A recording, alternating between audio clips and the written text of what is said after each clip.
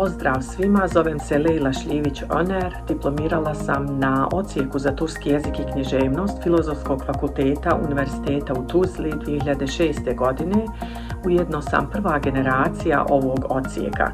Nakon toga dolazim u Republiku Tursku gdje se upisujem na postdiplomski studij Univerziteta u Sakariji, čiju sam master tezu odbranila 2008. godine.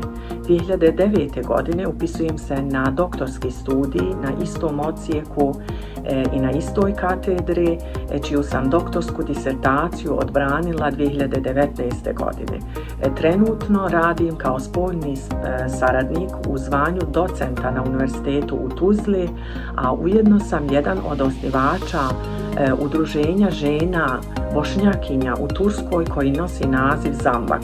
Zambak se bavi umrežavanjem naših žena, bavi se pitanjima identiteta i integracije u tursko društvo.